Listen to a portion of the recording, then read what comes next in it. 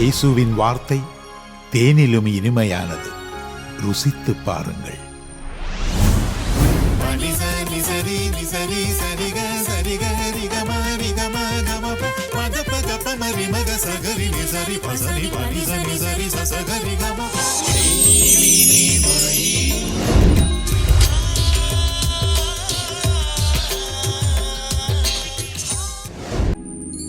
ஆண்டவராகிய இயேசு கிறிஸ்துவின் ஈடு இணையற்ற இனிய நாமத்தில் உங்கள் அனைவரையும் தேனினிமையிலும் என்ற இந்த நிகழ்ச்சியின் மூலமாக சந்திப்பதில் மிக்க மகிழ்ச்சி அடைகிறோம். இந்த நிகழ்ச்சி உங்கள் வாழ்க்கையில் பெரிய மாற்றத்தையும் ஆசீர்வாதத்தையும் கொண்டு வரப்போகிறது. கர்த்தரை நான் எக்காலத்திலும் ஸ்தோத்தரிப்பேனே எந்நாளுமே. கர்த்தரை நான் எக்காலத்திலும் ஸ்தோத்தரிப்பேனே எந்நாளுமே. அவர் துதி என் வாயிலென்றும் இருந்திடுமே. கர்த்தரை நான் எக்காலத்திலும் ஸ்தோத்தரிப்பேனே எந்நாளுமே. Today we'll see about blessing the Lord at all times. எக்காலத்திலும் கர்த்தரை ஸ்தோத்தரிப்போம் என்கிற தலைப்பிலே இன்றைக்கு நாம் தியானிப்போம். The psalmist declares, I will bless the Lord at all times and his praise shall continually be in my mouth. Psalm 34:1. 34ஆம் சங்கீதம் முதல் வசனத்திலே கர்த்தரை நான் எக்காலத்திலும் ஸ்தோத்தரிப்பேன், அவர் துதி எப்பொழுதும் என் வாயிலே இருக்கும் என்று சங்கீதக்காரன் சொல்லுகிறார். The historical context of Psalm 34 can be found in 1 Samuel chapter 21 and 22. 34ஆம் சங்கீதத்தின் சரித்திர பின்னணியை 1 சாமுவேல் 21, 22 ஆகிய அதிகாரங்களிலே நம்மால் பார்க்க முடியும். King Saul, being despised of David being elevated by God, sought to kill David. தேவனால் தாவீது உயர்த்தப்படுவதினாலே மனத்தாங்கல் அடைந்த சவுல் ராஜா தாவீதை கொன்று போட வகை தேடினார்.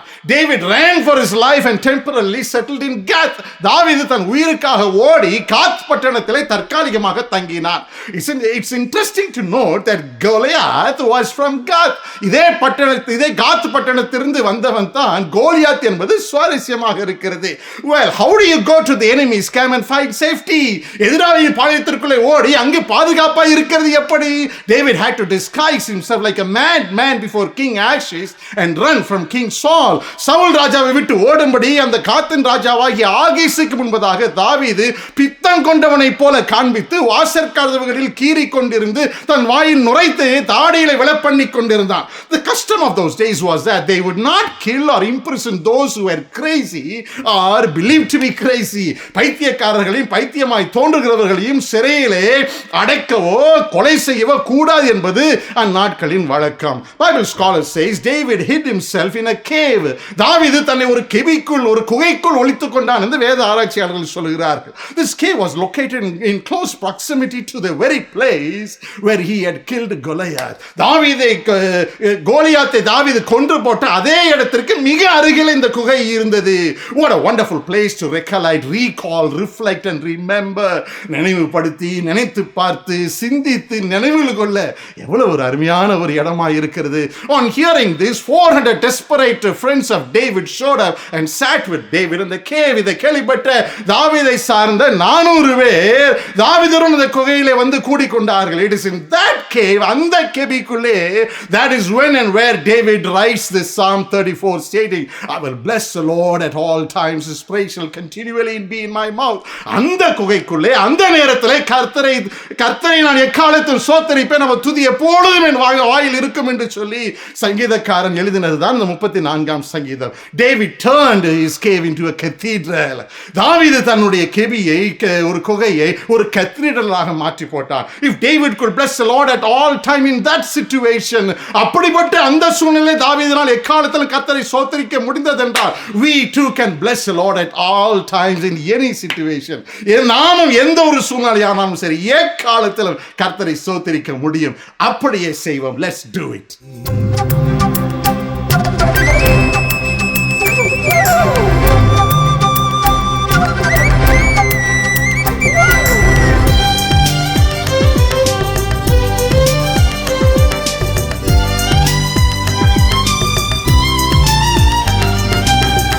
இந்த ஏழை கூப்பிட்டான், கர்த்தர் அது கேட்டார்.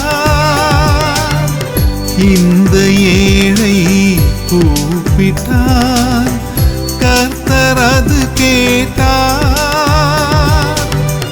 அவனை அவன் இடுக்கண்களுக்கெல்லாம் நீங்களாக்கி ரட்சித்தார். கர்த்தரை நான் எக்காலத்திலும் ஸ்தோத்தரிப்பேனே எந்நாளுமே. அவர் துதி என் வாயிலென்றும் இருந்திடுமே. கர்த்தரை நான் எக்காலத்திலும் ஸ்தோத்தரிப்பேனே எந்நாளுமே. The psalmist continues to say, this poor man cried out, and the Lord heard him and delivered him out of all his troubles. Psalm 34:6. சங்கீதம் 34:6 இந்த ஏழை கூப்பிட்டான், கர்த்தர் கேட்டு அவனை அவன் இடுக்கண்களுக்கெல்லாம் நீங்களாக்கி ரட்சித்தார் என்று சங்கீதக்காரன் சொல்லுகிறார். David was still within the cave while he was writing like this in faith. இப்படி விசுவாசத்தோடு எழுதும் போது தாவீது இன்னும் அந்த குகைக்குள்ளேயே தான் இருந்தார். So the secret of praising God at all times is faith that God will surely deliver. எனவே கர்த்தர் நிச்சயமாய் விடுவித்து விடுவார் என்று விசுவாசிப்பதே கர்த்தர் எக்காலத்திலும் சோத்தரிப்பதற்கான ரகசியமாய் இருக்கிறது. After being falsely accused, Paul and Silas were beaten and put in inner prison with stocks on their feet. Acts 16:23-24. அப்போஸ்தலர் நடவடிக்கைகள் 16ஆம் அதிகாரம் 23-24 வசனங்களிலே பவுலும் சீலாவும் பொய்யாய் குற்றம் சாட்டப்பட்டு அடித்து கால்கள் தொழுமரத்திலே மாட்டி வைத்து உட்காவர்களிலே அடைத்து வைக்கப்பட்டார்கள். About midnight, Paul and Silas were praying and singing hymns to God. Acts 16:25. நடு ராத்திரியிலே பவுலும் சீலாவும் ஜெபம் பண்ணி தேவனை துதித்து பாடினார்கள். The word hymn suggests the singing was of praise and thanks to God. Thanks? துதித்தார்களா? For what? எதற்காக? Was it for being badly mistreated? அவ்வளவு படு மோசமாக நடத்தப்பட்டதுனாலயா? They thanked for the opportunity for all the prisoners to hear their praise and worship. காவலில் வைக்கப்பட்டவர்கள் என்னுடைய துதி ஆராதனையை கேட்கும்படிக்கு ஒரு வாய்ப்பு கிடைத்தபடினாலே இவங்க கர்த்தரை சோத்தரித்தார்கள். Praise and worship for what? என்னத்திற்காக துதி ஆராதனை? In faith that God is going to deliver them out. கர்த்தர் உள்ள இருவரையும் விடுவித்து வெளியே கொண்டு வர போவதை விசுவாசித்து அப்படி துதித்து பாடினார்கள். Paul and Silas turned their prison into a place of praise. பவுலும் சீலாவும் தங்களுடைய சிறையை துதியின் அறையாக மாற்றி போட்டார்கள். Well, the climax is, இதில் உச்சகட்டம் என்னவென்றால், the jailer got saved, took them home, washed their wounds. Jailer and the family were baptized and they as a family fed Paul and Silas. சிறைச்சாலை தலைவன் ரட்சிக்கப்பட்டான். அவன் வீட்டுக்கு இவர்களை கொண்டு போய் இவர்கள் காயங்கள் எல்லாம் அவன் கழுவி, சிறைச்சாலை தலைவன் அவன் வீட்டுக்காரர் ஞானஸ்நானம் எடுத்து பவுலுக்கும் சீலாவுக்கும் அவன் ஃபேமிலியா போஜனம் கொடுத்தார்கள். Paul and Silas turned out their prison incarceration into a proclamation of salvation. Hallelujah. பவுலும் சீலாவும் தங்களுடைய சிறை அனுபவத்தை ரட்சிப்பை உரைக்கும் அனுபவமாக்கி கொண்டார்கள். These men cried out and the Lord heard them and delivered them out of all their troubles as well as used them to deliver others. இவர்கள் கர்த்தரை நோக்கி கூப்பிட்டார்கள். கர்த்தர் அதை கேட்டு அவள் இடுக்கண்களுக்கெல்லாம் நீங்களாக்கி ரட்சித்து மற்றவர்களை ரட்சிக்கவும் இவர்களை பயன்படுத்த வல்லவராய் இருந்தார். Let us praise God at all times in faith that God will deliver us and also use us to deliver other people. கர்த்தர் நம்மை ரட்சிக்கிறது மட்டுமின்றி நம்மை பயன்படுத்தி மற்றவர்களை ரட்சிப்பாருங்கிற விசுவாசத்தோடு கர்த்தரை நாம் எக்காலத்திலும் எந்த சூழ்நிலையிலும் எங்கிருந்தாலும் எப்படி இருந்தாலும் கர்த்தரை நாம் எக்காலத்திலும் ஸ்தோத்திரம் பண்ணுவோம். அவர் துதி எப்பொழுது நம்முடைய வாயிலே தொடர்ந்து இருக்கட்டும். அப்படி செய்வீர்களா? தொடர்ந்து கர்த்தரை ஸ்தோத்திரம் பண்ணுவோம். கர்த்தர் நம்மை ஆசீர்வதிப்பாரா.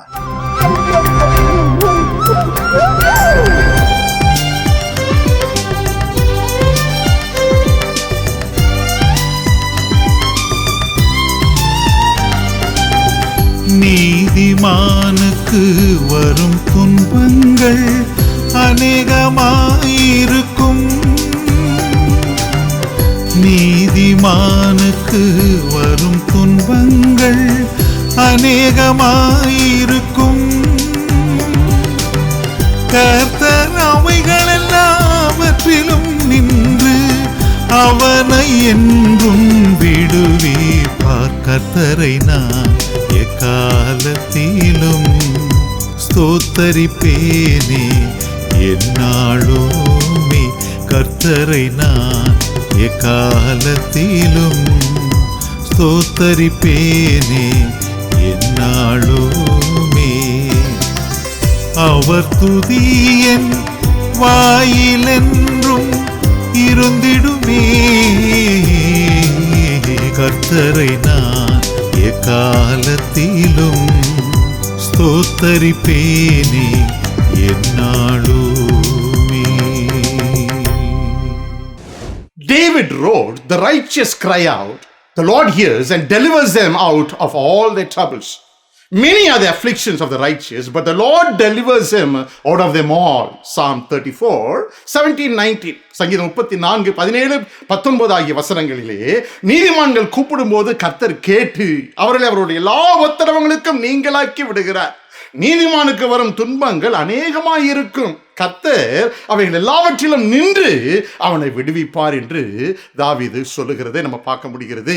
How many afflictions is never the issue. எத்தனை துன்பங்கள் என்பது ஒரு விஷயமே கிடையாது. These days people say workers will not come for small problems. சின்ன சின்ன வேலைகளுக்கெல்லாம் வேலையாட்கள் வரமாட்டாங்க. only when there are major problems they will come. ஏதாவது பெரிய பிரச்சனைனா தான் வேலையாட்கள் வருவார்கள் என்று ஜனங்கள் நாட்களிலே சொல்லுகிறார்கள்.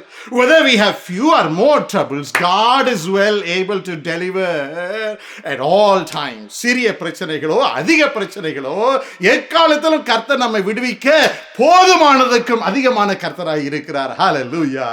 Daniel was in lion's den. The Lord delivered him out. தானியேல் சிங்கக்கபியிலே இருந்தான், கர்த்தர் அவனை விடுவித்தார். Joseph was in Pharaoh's prison. The Lord delivered him out. யோசேப்பு பார்வோனின் சிறையிலே இருந்தான், கர்த்தர் அவனை விடுவித்தார். Jonah was in fish's belly. The Lord delivered him out. Jonah மீனின் வயிற்றிலே இருந்தான், கர்த்தர் அவனை விடுவித்தார். Gadarene demoniac was with 6,000 demons. The Lord delivered him out. கதரேனுடைய நாட்டிலே ஒருவன் 6,000 பிசாசுகளால் பீடிக்கப்பட்டு இருந்தான், கர்த்தர் அவனை விடுவித்தார். Lazarus was in grave. The Lord delivered him out. லாசரு கல்லறையிலே இருந்தான், கர்த்தர் அவனை விடுவித்தார். Israelites were in Egypt's bondage. The Lord delivered them out. இஸ்ரவேல் எகிப்தில் அடிமைகளாய் இருந்தால் கர்த்தர் அவர்களை விடுவித்தார். Shadrach, Meshach, Abednego were in king's fire. The Lord delivered them out. Shadrach, Meshach, Abednego ராஜாவின் நெருப்புக்குள் இருந்தாங்க, கர்த்தர் அவர்கள் எல்லாரையும் விடுவித்தார். What is our problem today? இன்னைக்கு நம்முடைய பிரச்சனை தான் என்ன? Our problem is no problem for God who solves all problems. எல்லா பிரச்சனைகளையும் தீர்க்க நம்முடைய கர்த்தருக்கு நம்முடைய பிரச்சனை ஒரு பிரச்சனையே கிடையாது. Place does not make a difference. It is God who makes a difference. Situation doesn't make a difference. It is God who makes a difference, not situation. Our problems don't make a difference. It is God who makes a difference, not our problems. Our needs do not make a difference. It is God who makes a difference, not our need. இடம் மாற்றத்தை ஏற்படுத்தாது, இடம் அல்ல கர்த்தரை மாற்றுகிறவர். சூழ்நிலை மாற்றத்தை ஏற்படுத்தாது, சூழ்நிலை அல்ல கர்த்தரை மாற்றுகிறவர். நம்முடைய பிரச்சனைகள் மாற்றத்தை ஏற்படுத்தாது, நம் பிரச்சனைகள் அல்ல கர்த்தரை மாற்றுகிறவர். நம்முடைய தேவைகள் மாற்றத்தை ஏற்படுத்தாது, நம்முடைய தேவைகளில் அல்ல கர்த்தரே மாற்றி போடுகிறவராய் இருக்கிறார். Paul says, in everything give thanks, for this is the will of God concerning you. 1 Thessalonians 5:18, 1 தெசலோனிக்கர் 5:18 எல்லாவற்றிலேயும் ஸ்தோத்திரம் பண்ணுங்கள், இதுவே உங்களை குறித்த தேவனுடைய சித்தமாய் இருக்கிறது என்று பவுல் சொல்லுகிறார். No one need to tell us when to praise and bless God. எந்த நேரத்தில் தான் நாம் தேவனை துதித்து ஸ்தோத்திரிக்க வேண்டும் என்று யாரும் நமக்கு சொல்ல வேண்டிய அவசியமே இல்லை பாருங்க. So let's bless the Lord anyhow at all times.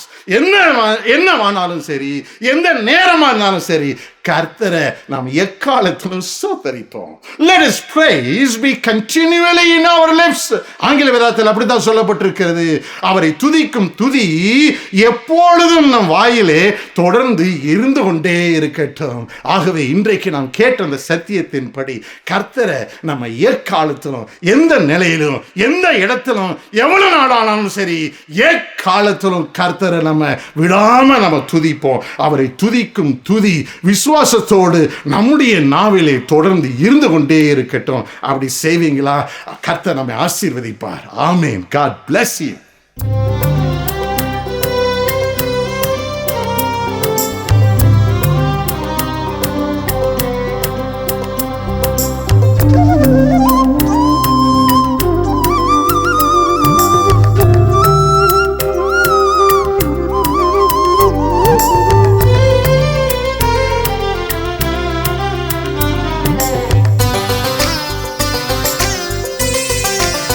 கர்த்தரை நான் எக்காலத்திலும் ஸ்தோத்தரிப்பேனே எந்நாளுமே.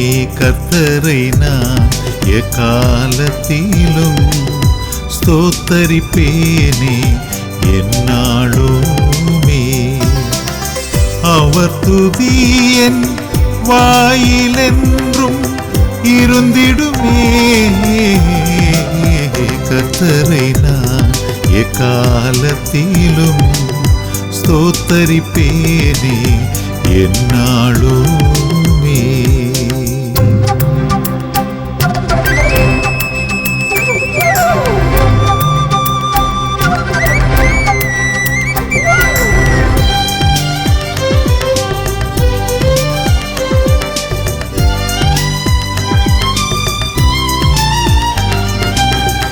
இந்த ஏழை கூப்பிட்டார், கர்த்தர் அது கேட்டார். இந்த ஏழை கூப்பிட்டார், கர்த்தர் அது கேட்டார். அவனை அவன் இடுக்கண்களுக்கெல்லாம் நீங்களாக்கி ரட்சித்தார். கர்த்தரை நான் எக்காலத்திலும் ஸ்தோத்தரிப்பேனே எந்நாளுமே. அவர் துதி என் வாயிலென்றும் இருந்திடுமே. கர்த்தரை நான் எக்காலத்திலும் ஸ்தோத்தரிப்பேனே எந்நாளுமே.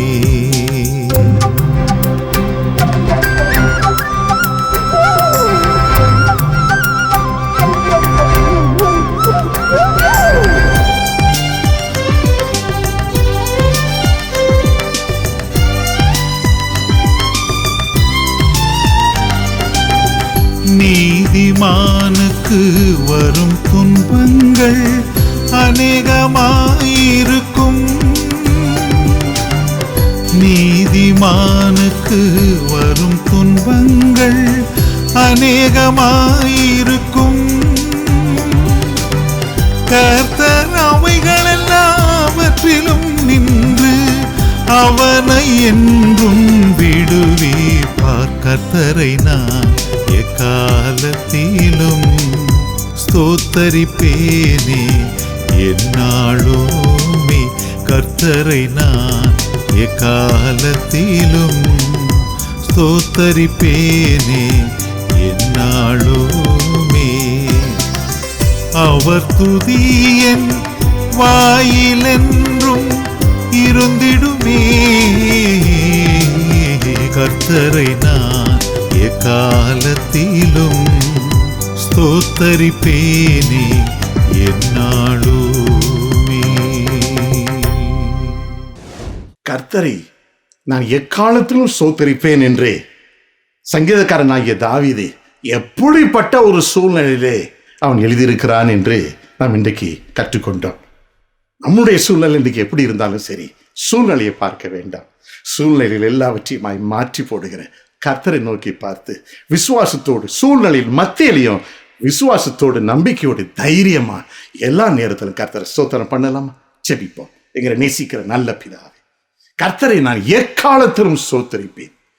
அவரை துதிக்கும் துதி எப்பொழுதும் என் வாயிலே இருந்து கொண்டே இருக்கும் என்று இன்றைக்கு கற்றுக்கொண்டது போல நாங்களும் எங்கள் சூழ்நிலைகள் எப்படி இருந்தாலும் நாங்கள் எப்பொழுதும் உம்மை துதிக்கிறவர்களாய், விசுவாசத்தினாலே உம்மை ஸ்தோத்தரிக்கிறவர்களாய் இருக்க எங்களுக்கு உதவி செய்ய போவதற்காய் நன்றி. துதிக மகிமை யாவும் ஒருவருக்கே ஏறெடுக்கிறோம். இயேசுவின் நாமத்தில் தாழ்த்தி ஜெபிக்கிறோம் நல்ல பிதாவே. ஆமென், ஆமென். இந்த நிகழ்ச்சி உங்களுக்கு பிடித்திருந்தால் தவறாமல் லைக் பட்டனை கிளிக் செய்யவும். இதைப்போல அநேக பாடல்களை இலவசமாக காண கேட்க கீழிருக்கும் சப்ஸ்கிரைப் பட்டனை பிரஸ் செய்து அருகில் உள்ள பெல் பட்டனையும் பிரஸ் செய்யவும்.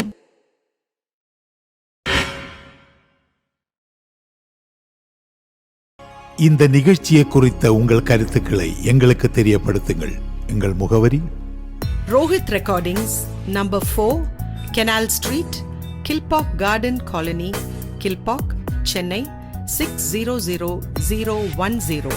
Mobile number 9840777462 9790902701.